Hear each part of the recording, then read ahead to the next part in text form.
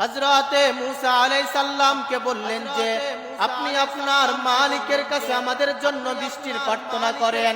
হযরতে মূসা আলাইহিস সালাম তাদেরকে জানিয়ে দিলেন আগামীকাল একটা সমাবেশের আয়োজন করবা, ওই জায়গার মধ্যে আমরা সবাই মিলে আল্লাহর কাছে বৃষ্টির জন্য আরাধনা করব। পরের দিন যখন সবাই চলে আসলো আর আল্লাহর কাছে বৃষ্টির জন্য আরাধনা করলো, আল্লাহ রাব্বুল আলামিন হযরতে মূসা আলাইহিস সালামকে বললেন এই জায়গার মধ্যে এমন একজন গুনাহগার ব্যক্তি আছে, ওই গুনাহগার ব্যক্তি যখন আমি মালিকের কাছে প্রকাশ্য মাপ চাইবে, এরপরে আমি মালিক বৃষ্টি দান করব, না হলে কিন্তু আমি মালিক বৃষ্টি দান করব না।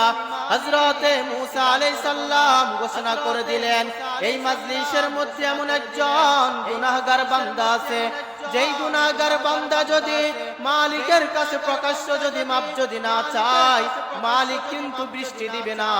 হযরতে মূসা আলাইহিস সালাম যখন ঘোষণা করে দিলেন, ওই বান্দা বুঝতে পারলেন আর আল্লাহর কাছে কান্না শুরু করতে লাগলেন, হে মালিক, দুনিয়ার জমিনের মধ্যে আপনি যদি আমার গুনাহগুলোকে প্রকাশ্য করে দেন, তাহলে কিন্তু সমাজের মধ্যে আমি চলতে পারবো না, ঠিক না ভাই? মালিক যদি আমাদের গুনাহগুলোকে যদি প্রকাশ্য করে দিত, তাহলে দুনিয়ার জমিনের মধ্যে মানুষের সামনে চলতে পারতাম? কখনোই চলতে পারতাম না। ওই বান্দা বসে বসে চিন্তা করতে লাগলেন আর আল্লাহর কাছে বলতে লাগলেন, হে মালিক, আমার গুনাহগুলোকে আপনি মাফ করে দেন, আমি আপনার কাছে খাঁটি নিয়তে তওবা করলাম, আমার গুনাহগুলোকে মাফ করে দেন। ওই বান্দা বসে বসে চিন্তা করতে লাগলো আর কান্নাকাটি করতে লাগলো। আল্লাহ রাব্বুল আলামিন সাথে সাথে ওই বান্দার গুনাহগুলোকে মাফ করে দিলেন আর বৃষ্টি দান করে দিলেন।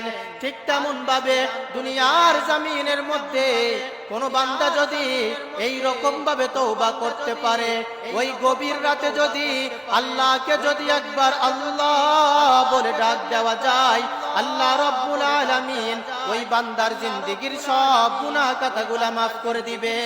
হর রং মে তু হর বু মে তু হর যা মে তু হর দম, हर रंग में तू हर बू में तू हर जा में तू हर दम, दिखता हूँ जिधर चाहता हूँ अफ़की रहो मकरम, दिखता हूँ जिधर चाहता हूँ अफ़की रहो मकरम।